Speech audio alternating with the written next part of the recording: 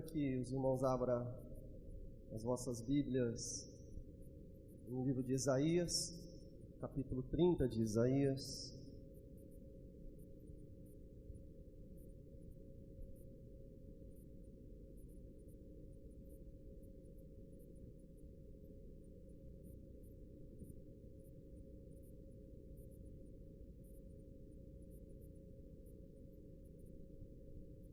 A partir do versículo 1 de Isaías, diz assim: Ai dos filhos rebeldes, diz o Senhor, que realizam planos que não procedem de mim, e fazem aliança sem a minha aprovação, para acrescentar pecado sobre pecado, que se propõem descer ao Egito, sem buscar o meu conselho, para se fortalecer com a força do faraó, e para se refugiar na sombra do Egito.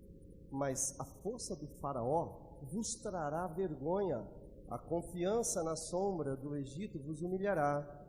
Pois embora os seus oficiais estejam em Zoã e os seus embaixadores cheguem a Anis, todos se envergonharão de um povo que nada lhe servirá, nem de ajuda, nem de proveito, mas sim de vergonha e de humilhação. Mensagem contra os animais do Neguebe, passando por uma terra de aflição e de angústia, onde estão a leoa e o leão, a víbora e a serpente que ataca. Levam as suas riquezas no lombo de jumentinhos e os seus tesouros sobre as corcovas de camelos, a um povo que de nada lhes aproveitará. O Egito os ajuda em vão e inutilmente, por isso eu o chamo monstro Raabe, que não se mexe. Vai agora, escreve isso numa tábua diante deles, registra-o num livro, para que fique como testemunho para o futuro, para sempre. Pois este é um povo rebelde, filhos mentirosos, filhos que não querem ouvir a lei do Senhor, que dizem aos videntes: chega de visões, e aos profetas: não profetizeis para nós o que é correto. Dizei-nos coisas boas e profetizai-nos ilusões. Desviai-vos do caminho, apartai-vos da vereda, afastai de nós o Santo de Israel. Pelo que assim diz o Santo de Israel: visto que rejeitais esta palavra e confiais na opressão e na perversidade e vos apegastes a elas, esta maldade vos será como brecha de um muro alto, que antes de cair forma barriga, cuja queda se dará de repente. Ele o quebrará, como se quebra o vaso do oleiro, despedaçando-o por completo, e não se achará entre os seus pedaços um caco que sirva para tomar fogo da lareira, ou para tirar água do poço. Pois assim diz o Senhor Deus, o Santo de Israel: voltando e descansando, sereis salvos. No sossego e na confiança estará a vossa força, mas não quisestes. Pelo contrário, dissestes: não, fugiremos a cavalo. Vós fugireis e dizeis: cavalgaremos sobre cavalos velozes, e os vossos perseguidores serão velozes. 1000 fugirão pela ameaça de um só, e fugireis pela ameaça de 5, até que fiqueis como o mastro no topo do monte, como o estandarte sobre a colina. Por isso o Senhor esperará para ter misericórdia de vós. Ele se levantará para se compadecer de vós, porque o Senhor é um Deus de justiça. Felizes são todos os que neles esperam. Na verdade, o povo habitará em Sião, em Jerusalém. Não chorarás mais. Certamente ele se compadecerá de ti quando ouvir o teu clamor, e ao ouvi-lo te responderá. Fechemos os olhos mais uma vez diante da palavra do Senhor nessa noite. Pai amado, cuida, Senhor, das nossas vidas. Precisamos ser tocados, Deus, pelo teu Espírito. Fala conosco nessa noite. Abra o nosso coração.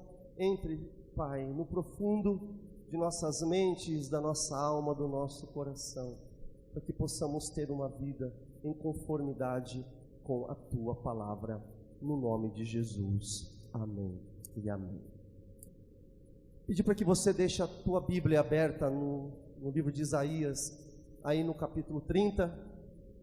Nós vivemos, querida igreja, em tempos de crises, os tempos são difíceis, corremos perigos de todos os lados, em todos os gêneros, e uma grande vantagem que nós podemos ter é agir diante das crises com sabedoria, enfrentar as crises com sabedoria. E não tem jeito, seja rico, pobre, inteligente, culto, ignorante, quem ainda não enfrentou crises, ainda vai passar por esse tipo de enfrentamentos na vida.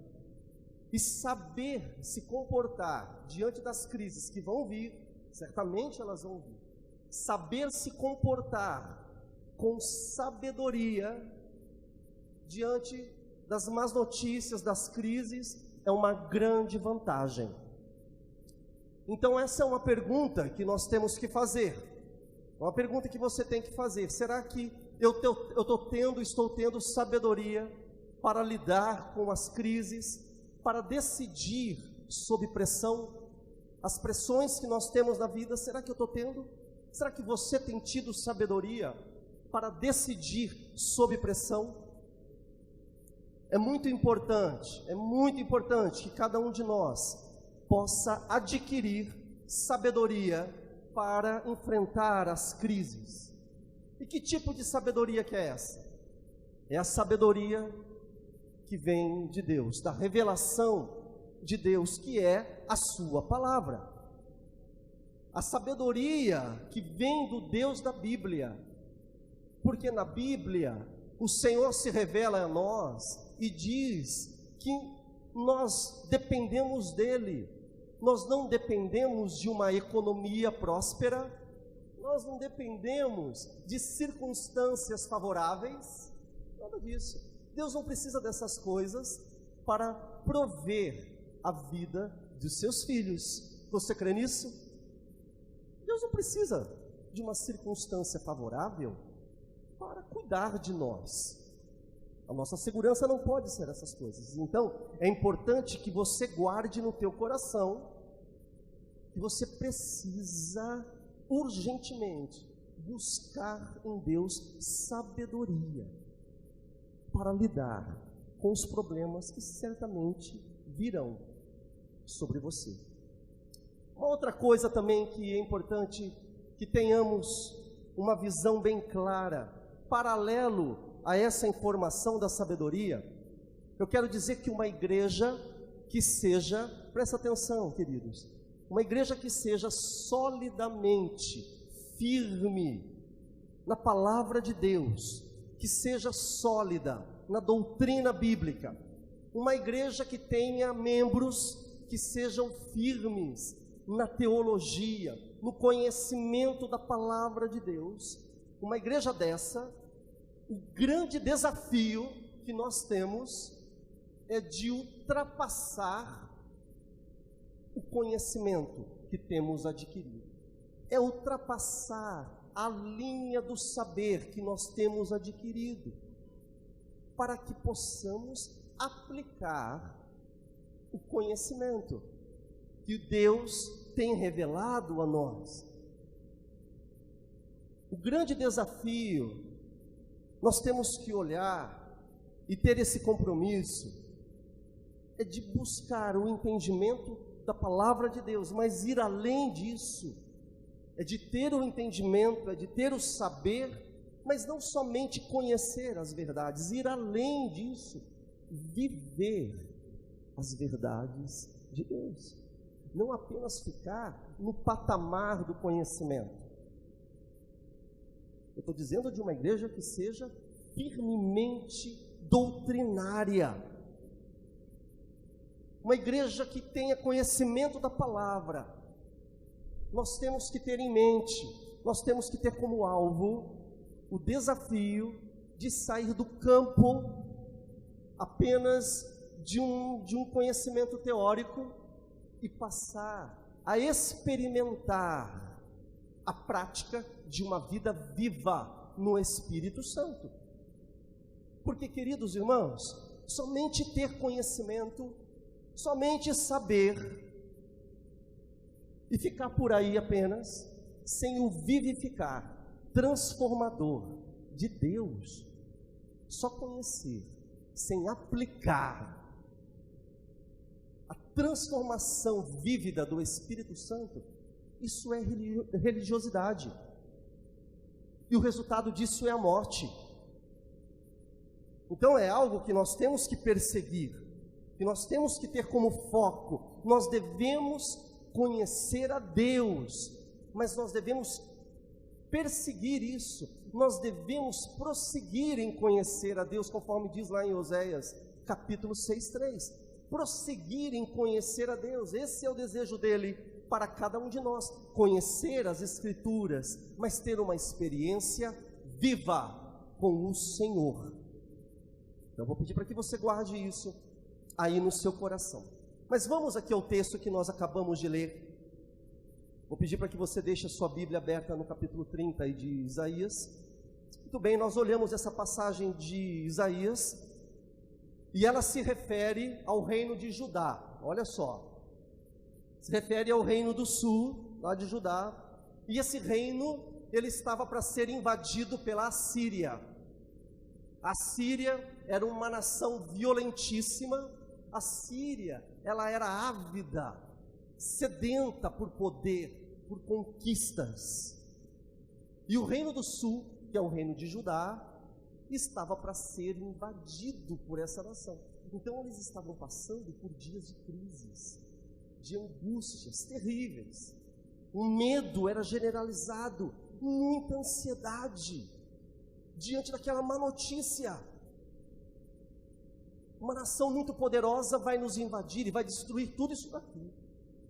E aí nós temos que perguntar, será que o povo de Deus, o povo de Judá, o povo do sul, será que eles teriam sabedoria para enfrentar essa crise que os ameaçava? O povo de Deus, será que eles teriam sabedoria para enfrentar essa crise? Porque diante do desespero da vida, diante dos problemas que nos atingem, o homem natural ele fica abalado, o homem fica perdido e tende a buscar soluções segundo o seu próprio conhecimento. Não é assim que acontece com a gente? Quando você está lá com uma má notícia, a primeira coisa que você faz é você buscar uma alternativa para sair daquele problema. Quando nós estamos com um problema à nossa frente, é meio já que no automático. Nós queremos já se livrar daquele atrito que está ali nos perseguindo, e a gente quer se livrar conforme o nosso conceito, de acordo com aquilo que a gente acha que é o certo. Isso somos todos nós, isso é comum de todas as pessoas. Então chegou essa má notícia aqui para o reino de Judá, que eles estavam sendo ameaçados pela Síria, e era uma nação potente que vinha armada até os dentes. E aí a Bíblia vai dizer que lá no reino, no palácio, tinha os conselheiros do rei. E esses conselheiros chegaram para o rei, que era lá o rei do reino de Judá, e chegaram para o rei e disseram para ele assim: olha, rei, a alternativa, a saída que nós temos é buscar ajuda no Egito. Chegaram para o rei de Judá, que era Ezequias, e falaram assim: rei, a alternativa que nós temos é buscar ajuda no Egito. Não temos outra alternativa. Nós estamos correndo perigo. As nossas famílias, os nossos filhos, as nossas mulheres vão todos serem trucidados. E é melhor nós irmos lá e nos refugiarmos nas forças do Egito, porque o Egito é um poderoso povo. Eles têm um exército forte e eles podem nos ajudar. Uma boa ideia. Essa é uma ótima ideia. Vamos lá no Egito. Eles podem nos ajudar diante dessa ameaça. Será que eles estavam sendo sábios nessa decisão? Será que o povo judeu, ali naquele momento, eles estavam tendo sabedoria?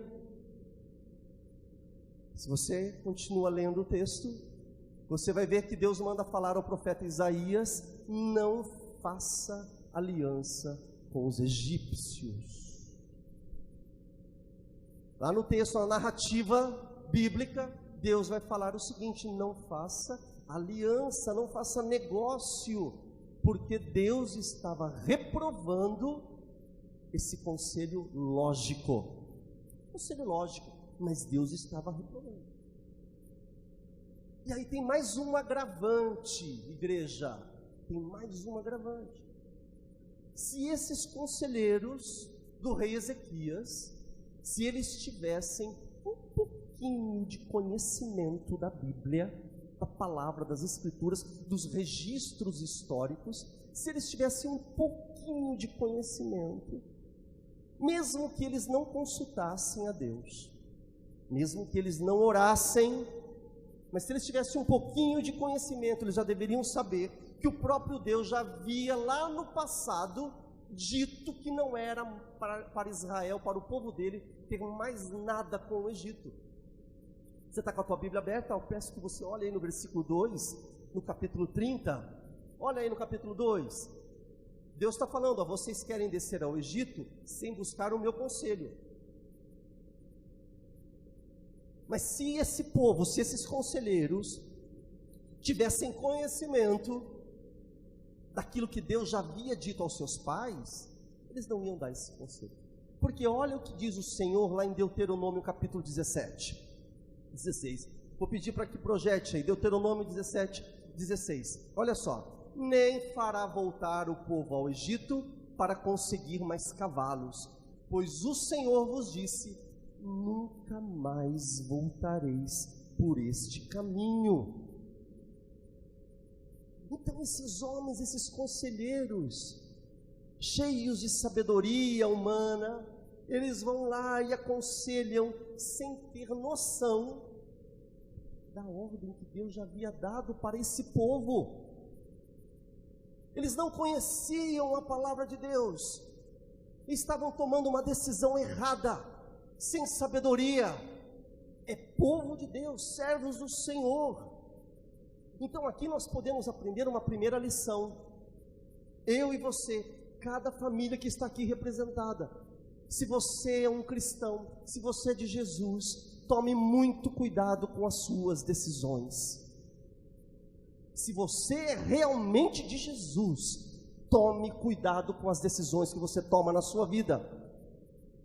Antes de tomar qualquer decisão, busque ao Senhor intensamente, busque para saber qual é a vontade de Deus. Você não é mais uma pessoa natural, você agora foi ressurreto com Cristo Jesus, você é um ser espiritual em Cristo, você é um homem e uma mulher espiritual. A partir de agora você tem que andar no discernimento do reino de Deus. Você tem que saber aquilo que Deus está falando na sua palavra. Se você é um cristão, se você é uma família cristã, você tem que procurar estudar as ordenanças que Deus colocou nas Escrituras Sagradas, para que você tenha um comportamento, para que você tenha atitudes afinadas, alinhadas com a vontade de Deus. Sobretudo, meu irmão, na hora da pressão. Porque eu falei agora há pouco, na hora da pressão, a gente fica cego e a gente quer sair decidindo conforme aquilo que dá na nossa cabeça. Mas se você é do Senhor, você tem que ter o conhecimento da palavra dEle. O reino de Judá decidiu ter o apoio do Egito. Eles não conheciam a palavra de Deus, eles não conheciam a vontade de Deus. Então nós já podemos concluir que Judá, esse reino do sul, esse povo de Deus aí, não teve sabedoria para se comportar corretamente na hora da crise. Não souberam se comportar na hora da pressão. Irmãos, Deus tem me dado a oportunidade de trabalhar comumente na área de aconselhamento. E a gente tem tido algumas experiências no aconselhamento eclesiástico. E eu vou dizer uma coisa para os irmãos com muito amor, sobretudo para os jovens que estão aqui entre nós. Cuidado com as alianças, cuidado com os acordos, com as decisões que você toma na sua vida, sem ter a lucidez da vontade de Deus para a tua vida. Cuidado. Você foi lavado e remido no sangue de Jesus, você não é mais um ser natural. Você agora é um servo de Deus, você é um ser espiritual. Cuidado com as suas decisões, porque algumas das tuas decisões fora do plano de Deus podem refletir amargamente em todo o teu futuro. Cuidado, abra os teus olhos. Nós vivemos num tempo em que as coisas estão muito embaraçadas. O povo de Deus é um povo separado. Então eu digo a você, eu imploro a você, eu clamo em nome de Jesus, que você atente para o seu próprio bem, para o bem da sua família, para o bem dos seus filhos. Busque a sabedoria que vem de Deus antes de decidir qualquer coisa na sua vida. Busque no Senhor. E a resposta de Deus vem rápida? Não pode ser. Muitas vezes não vem rápido. Pode ser que demore. Pode ser que demore a vir. E aí a dúvida fica no teu coração. E a dúvida cresce mais ainda lá no profundo da sua mente. Mas se Deus não te responder, não se mexa. Fique quieto. Tenha sabedoria, tenha equilíbrio. A vida, ela é muito, mas muito preciosa para tomarmos decisões precipitadas fora do plano de Deus. É muito preciosa. Cristão anda nos planos que Deus traça, para que depois ninguém saia falando: olha, Deus não me abençoa. A gente ouve isso: Deus não me abençoa, Deus não se importa comigo. Alguns chegam ainda num limite maior, ainda num nível pior, e dizem: não, Deus, olha, eu acho que Deus nem existe, porque Ele não me ouve, nada dá certo para mim. Espera um pouquinho, nós temos que ponderar como é que tem sido a nossa vida. Deus, Ele se importa com você. A palavra de Deus está em nossas mãos, disponível a todos nós, para que possamos conhecer qual é a vontade dEle para nós. Os princípios e os preceitos de Deus está aí, nós temos acesso para saber como é que nós devemos andar segundo a exigência dEle para os seus filhos. Então vamos voltar. Os assírios estavam lá invadindo toda a Palestina, e aqueles ministros conselheiros chegaram lá para o rei e falaram: olha, é o seguinte, diante dessa realidade desesperadora que nós estamos vivendo, a saída é buscar auxílio lá no Egito. Eles enxergaram aquilo que era natural. A circunstância natural do momento era fazer um acordo com um povo mais forte, o Egito. Nós precisamos da ajuda do Egito, senão nossos filhos vão morrer, as nossas mulheres irão morrer. Vamos lá procurar o Egito. Que mal que tem nisso? Mal nenhum. Não é lógico? Eu vou buscar a ajuda de quem é mais forte. Eu estou correndo um risco aqui, isso é meio que óbvio. Não tem mal nenhum, não tem perigo algum. Mas essa é uma frase perigosa.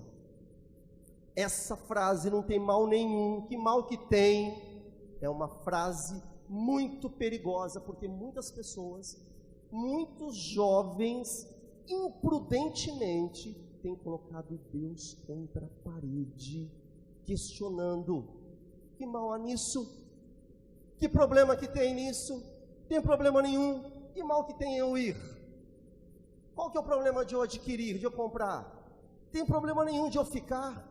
Qual que é o mal de eu me envolver? Aparentemente não tem problema nenhum. Está tudo certo.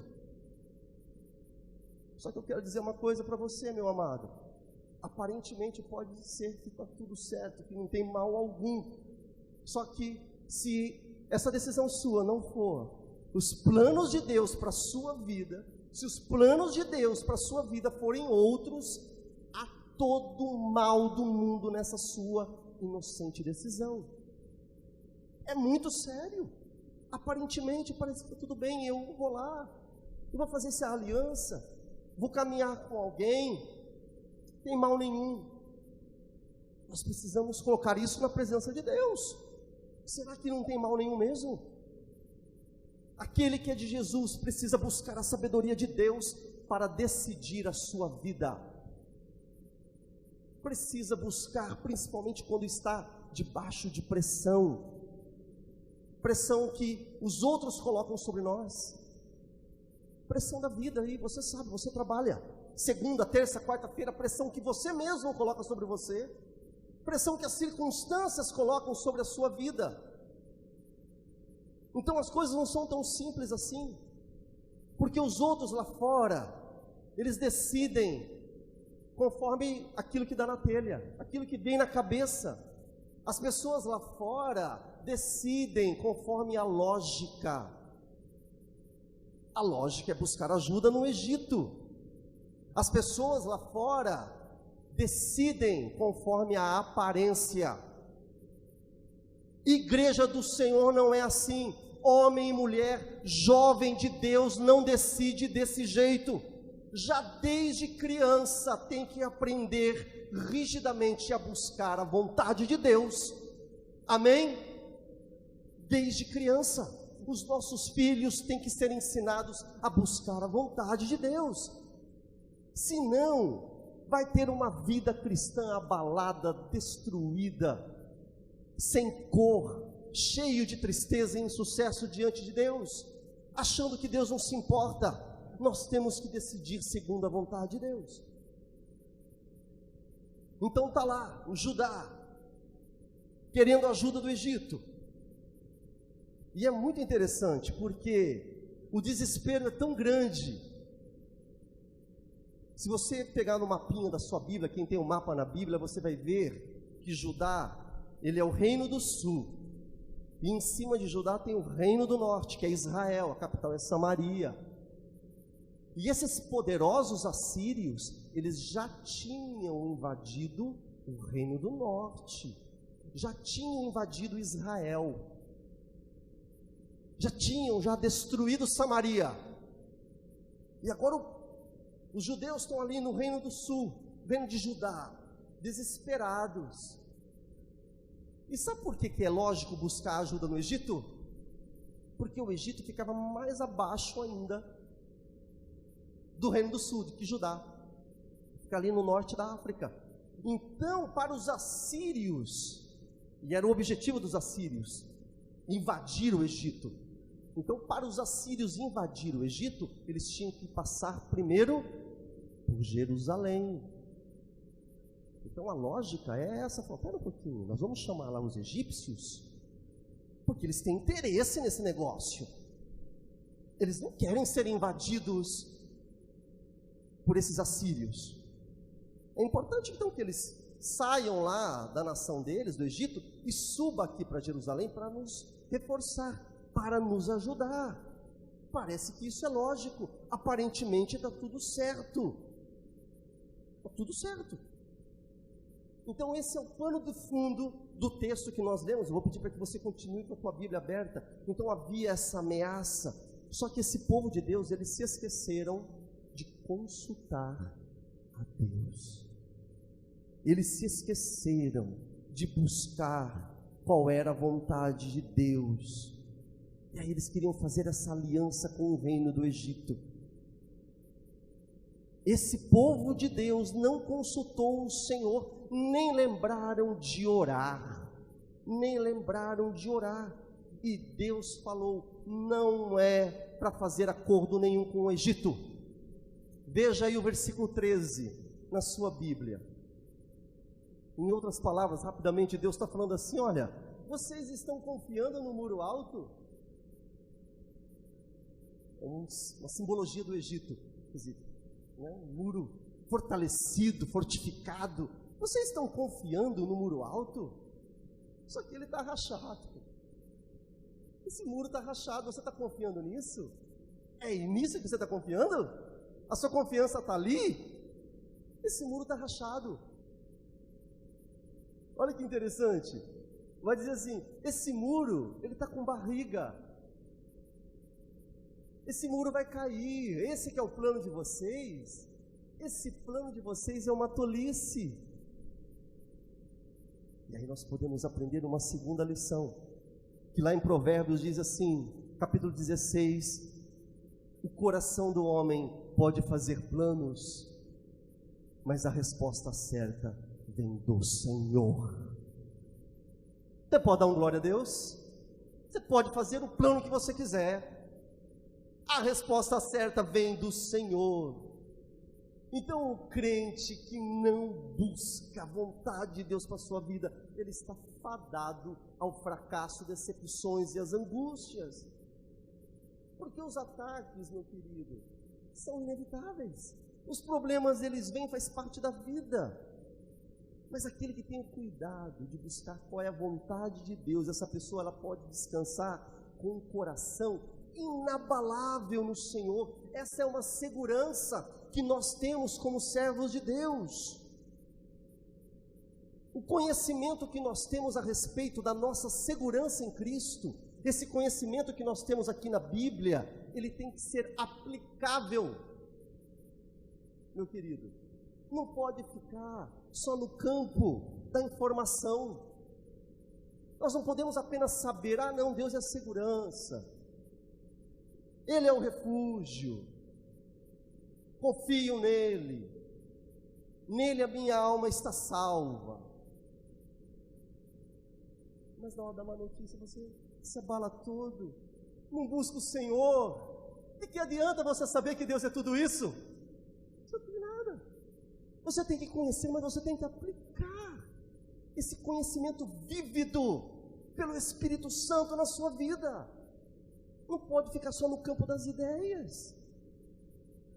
Então, se você é servo de Jesus, se você é membro da igreja celestial eterna, e se você está passando por alguma provação, que não seja causada por pecado, que não seja uma provação que não seja causada pela concupiscência dos olhos, que não seja causada pela concupiscência da carne, se você está passando por uma provação que não seja motivada pela sua ganância do coração, se você está passando por alguma provação que não seja consequência e resultado dessas coisas, você pode ficar tranquilo e descansar em Deus, porque Ele vai intervir na sua vida na hora certa.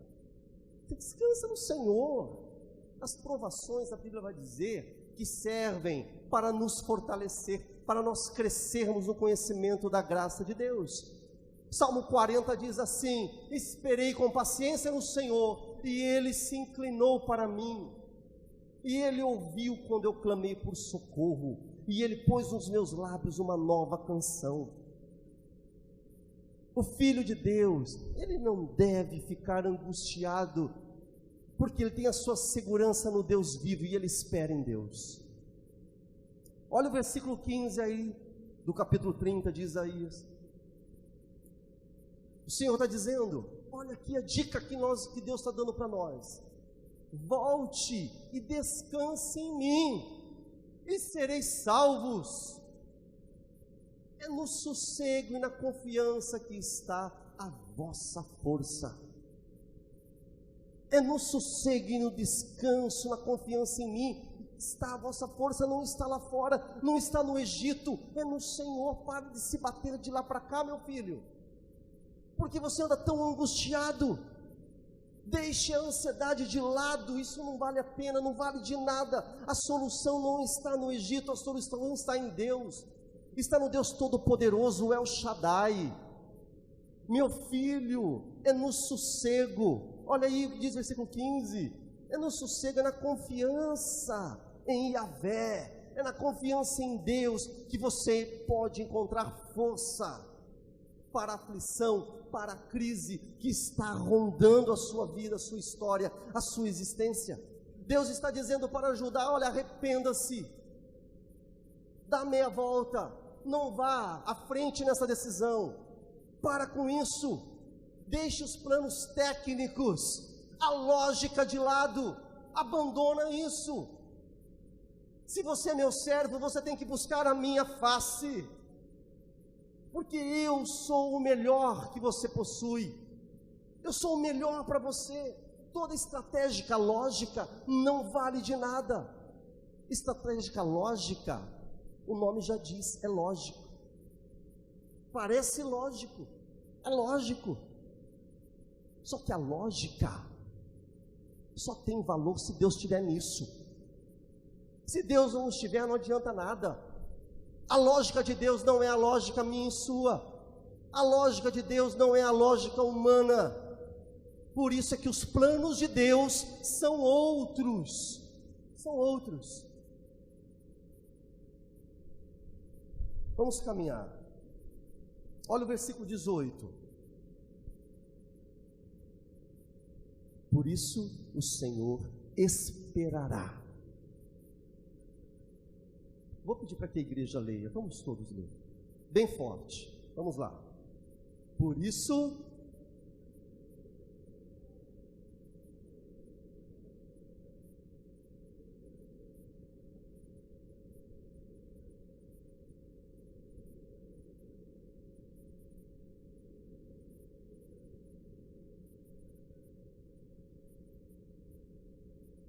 é sensacional. É sensacional. Para ser sincero, quando eu li, eu não acreditei, eu li de novo.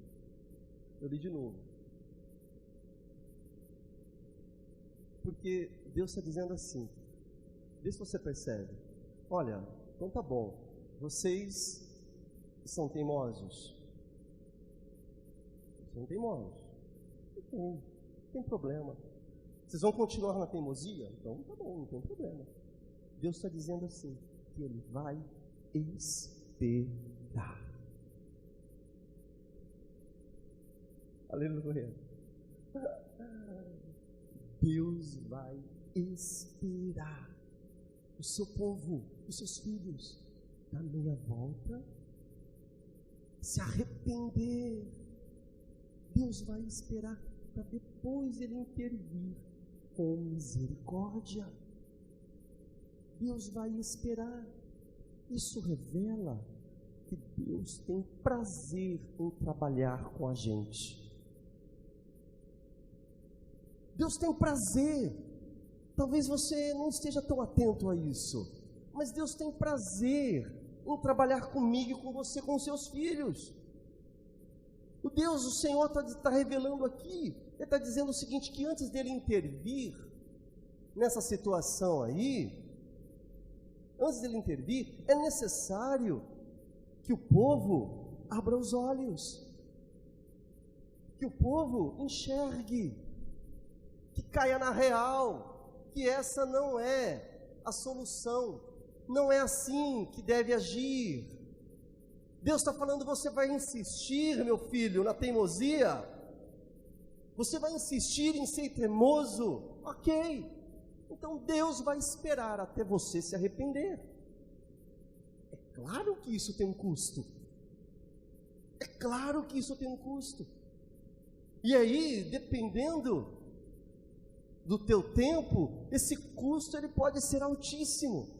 Só que depois que você se arrepender, depois que você der meia volta e reconhecer que o teu plano é ruim, que o teu plano não é o melhor, quando você cair na real e você reconhecer que o plano de Deus é o plano certo, aí Ele entra com a providência na sua vida, na sua família, na sua história. Você tem que abrir os seus olhos. E atenção, o plano de Deus não é sinônimo de riqueza, tá? Não é sinônimo de sucesso, não é isso. Mas certamente o plano de Deus é plano de paz, é plano de alegria que você não está tendo na sua casa, na sua vida. O plano de Deus é de equilíbrio, é de completude. O plano de Deus é de botar ordem na sua existência onde está tendo desordem. Esse é o plano do Senhor. Esse é o objetivo dele. Deus não tem pressa alguma, meu querido. Ele espera. Ele espera os seus filhos, mesmo que você na teimosia, você se afunde. Porque a teimosia machuca. A gente vai sendo teimoso e a gente vai se arrebentando todo. E Deus espera, porque Ele deseja que antes você se arrependa, que você abandone o seu ego, que você abandone e reconheça que os planos de Deus são perfeitos. Aí sim Ele te socorre e Ele tem poder para iniciar um processo na sua vida de resgate. E o processo de Deus de resgate pode ser um processo demorado. Porque é muito comum as pessoas falando assim, não, tudo bem, eu já entreguei tudo nas mãos de Deus, eu estou esperando, mas a coisa não acontece. Só que é o seguinte, as suas decisões foram tão terríveis, e você se envolveu em tantas coisas enroladas e difíceis, que não é assim. O processo de Deus é de confiança, é de permanência, e você esperando, e Deus vai agindo, só que Ele tem poder para te tirar, mesmo lá da profundeza dos problemas em que você estava, a profundeza dos problemas em que você se meteu. Ele é poderoso. Glória a Deus por isso. Eu quero falar um pouquinho de nós estamos falando aqui de Isaías 30, nós vimos que os planos de Judá não eram planos sábios, e aí nós precisamos aplicar isso na nossa vida. Eu gostaria que você perguntasse para você mesmo, aí, teu íntimo, será que as decisões que você tem tomado na tua história de vida até hoje têm sido decisões corretas? Como têm sido as suas decisões? Ou quantas decisões erradas foram tomadas até agora? Quantos planos grosseiros que você teve sem consultar a Deus, e você tem perseguido na sua vida? Quantos? Nós estamos aprendendo aqui na palavra de Deus que não importa o tamanho do erro, não importa o tamanho do problema, o que importa é que você dê meia volta e que você se arrependa, e a partir do teu arrependimento, a partir da meia volta que você dá, a graça abundante de Deus, certamente ela vai te alcançar. A graça de Deus está à espreita, esperando para te alcançar, para te livrar. Deus está sempre ali, aguardando o teu arrependimento para lhe conduzir. Essa mensagem de hoje fala ao nosso coração, para que você e eu, todos nós, possamos abandonar a confiança que nós temos alimentado em nós mesmos. Essa é a intenção do registro da palavra de Deus, para ensinar a igreja. Deus é muito carinhoso. Ele deixa isso para a gente aprender. O problema é que a gente não lê a Bíblia. A gente precisa aprender. E depois que nós aprendermos, nós também precisamos buscar no Senhor a aplicação da sua palavra. Então essa palavra é para que a gente deixe a confiança que temos depositado nos outros. A confiança que nós temos depositado nos sistemas, nas forças sociais, nas coisas que estão ao nosso redor. Abandonemos tudo isso e passemos a depositar a nossa esperança somente em Deus. Isso é um desafio. Um desafio. Lá no meio da semana, lembrarmos da palavra do Senhor e aplicar ela em nossas vidas. E aí alguém pode dizer, mas eu não consigo, porque eu não vejo, eu não escuto, eu não estou vendo Deus agir, Deus não fala comigo, Ele não aparece comigo. E aí eu quero dizer para você que essa tua visão, ela está errada, porque a fé, meu amado irmão, ela não é visível. A fé não é visível, a fé é certeza daquilo que se espera, mas não se vê. Não é isso que diz lá o autor de Hebreus? Não é assim que diz? Só que quando o autor de Hebreus está falando sobre essa fé, ele não está dizendo uma fé de riquezas aqui nesse mundo, de obter glórias aqui nessa terra, mas é a fé acerca do reino duradouro de Deus, do Senhor Jesus Cristo. É sobre essa fé que o autor de Hebreus está dizendo, a fé na segurança que nós temos, que o crente tem em Jesus Cristo para toda a eternidade. Essa fé. Por isso é que você tem que crer, mesmo que você não veja nada, mesmo que você não ouça nada, você tem que crer, porque Jesus falou assim: bem-aventurado são aqueles que não viram, mas não viu, mas creu. Então nós cremos por meio da fé que foi implantada nos nossos corações. E se nós cremos, se você crê, você é bem-aventurado. Então o Pai, Ele está aguardando. O Pai está aguardando a tua decisão para apresentar a misericórdia sobre a sua vida. Mas Ele deseja a tua participação. Ele deseja que você se envolva, que você faça a sua parte. O que te custa? Não te custa nada. É uma confiança. Deixa o seu orgulho de lado. Os planos de Deus são planos melhores para a sua vida. Eu me lembro lá de Davi. Quantos planos errados que Davi fez. As decisões de Davi na hora da pressão. Planos terríveis, mas aí Deus se apresenta e Deus tem misericórdia de Davi. E ele também se arrepende, Deus derrama da sua graça. E mesmo Davi, sendo um servo de Deus, olha bem essa conotação, Davi era um servo de Deus, mas ele se arrepende. O Salmo 51 diz assim: Senhor, eu me arrependo, porque eu pequei contra ti. Lembra da história de Jonas? Deus tinha lá os planos para Jonas, planos bons, mas Jonas, teimoso, ele insistiu no plano dele,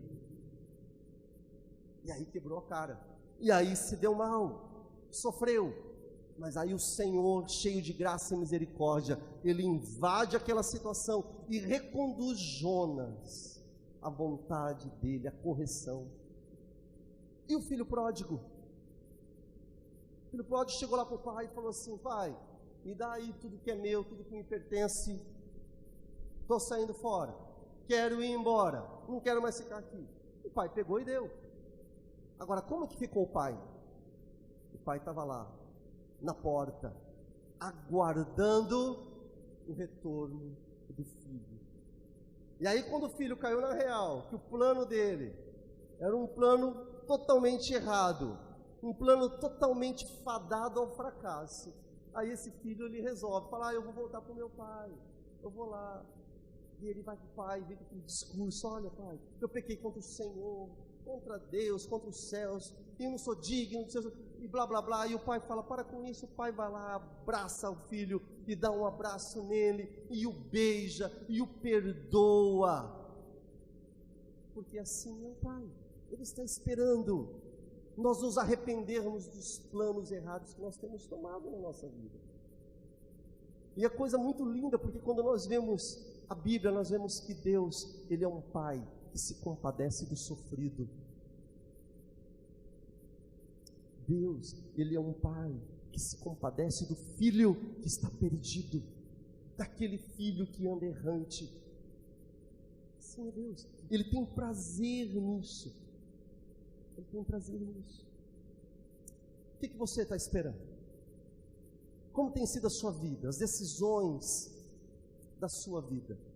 Como tem sido os seus planos?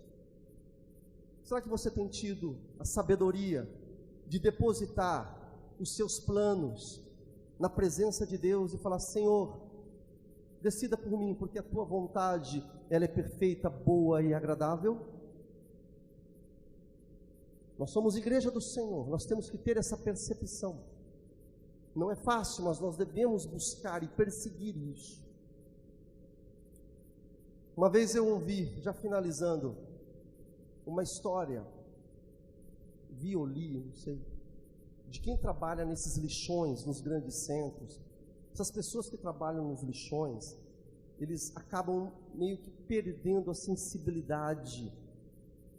Eles perdem a sensibilidade do olfato e chegam a um ponto de estar ali trabalhando naquele ambiente e nem perceberem o mau cheiro que flui ali daquele lugar, naquele ambiente sujo. Eles perdem totalmente a sensibilidade. Por que eu estou dizendo isso? Estou dizendo isso porque muitas vezes Deus tem falado com a gente.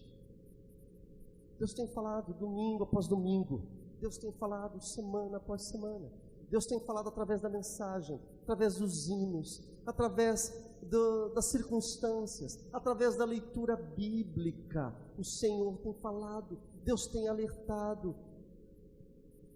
E quando Deus nos alerta, Ele está dizendo: olha, saia desse plano errado que você está vivendo. Saia dessa circunstância, dessa lama em que você se encontra. Mas muitas vezes a gente parece que não percebe. A gente continua, semana após semana. Será que os nossos ouvidos estão insensíveis? A gente participa domingo após domingo, culto ao Senhor, Deus fala. Será que nós estamos assim, insensíveis? Igual essas pessoas que trabalham no lixão e que não percebem mais o mau odor. Será que nós estamos insensíveis? Esse é o desafio que nós falamos no início. Porque eu não sei se você tem conhecimento ou se você está atento, mas a maior incredulidade é daqueles que têm tido mais oportunidade de ouvir a mensagem de Deus. Esse é o maior incrédulo, aquele que tem tido oportunidade de ouvir a mensagem de Deus, semana após semana, e fica inerte, não reage. Esse é o maior incrédulo, e vai dar contas diante de Deus. A cobrança sobre esse é maior. Então o desafio que nós falamos lá no comecinho da mensagem é que nós temos que sair do patamar do conhecimento, de ficar ouvindo, e aí nós temos que praticar Jesus na verdade. Porque gerações, irmãos, gerações de cristãos têm se perdido ao longo da história, porque não têm optado pelo plano de Deus nas suas vidas. Então eu quero terminar dizendo que Deus é bom, que Deus é misericordioso, que Ele é amor, e Ele está aguardando a oportunidade para intervir na sua história, para juntar os pedaços da sua vida e dizer: olha, eu quero construir ou reconstruir a sua vida, juntamente com a tua participação. Só que você tem que compreender, você tem que enxergar que não está legal, que desse jeito não vai. Os planos que você tem tomado para a sua vida não são os meus planos. Não é assim. Então diga para o Senhor. Nós vamos orar. Eu gostaria que você falasse para o Senhor: Deus, tenha misericórdia da minha vida. Eu não sei da tua história. De repente a sua vida é uma vida abençoada, equilibrada, na presença de Deus. Mas se essa não tem sido a tua realidade, eu acho que é o momento, é a noite para você falar: Senhor, toma conta da minha vida, do meu lar, tenha misericórdia. Eu quero que o Senhor seja Deus absoluto na minha vida. Eu quero saber, Deus, quais são os seus planos para os anos que me restam aqui nessa terra. Passa tudo rápido. Quais são os planos de Deus ainda para os anos que estão faltando? Eu quero viver os teus planos. E pare de orar para Deus abençoar os seus planos que já estão decididos por você. Não é assim que funciona. A gente elabora o nosso plano, já toma a decisão e ora para Deus vir ali e dar o arremate final. Falei agora há pouco, nós temos que ser uma igreja bíblica. Não, eu não tomo decisão nenhuma. Eu me humilho diante da presença de Deus e peço o socorro dEle, para que Ele decida por mim, para que Ele dirija os meus passos. Nós queremos a sabedoria de Deus? Amém? Nós queremos, nós precisamos da sabedoria de Deus. E se você quiser a sabedoria do Senhor, saiba que Ele vai reescrever toda a tua história. E convida você para participar, conforme eu falei. E outra, hein? Nós somos uma igreja. E um dos objetivos da igreja, a igreja foi chamada para a reconstrução de vidas. Então Deus reconstrói as nossas vidas, as nossas famílias, e depois Ele nos torna instrumentos nas suas mãos, para que a gente também ajude a reconstruir outros. Quer dizer, eu recebo de graça, partilho de graça. Bênção de Deus, eu recebo de graça e partilho de graça.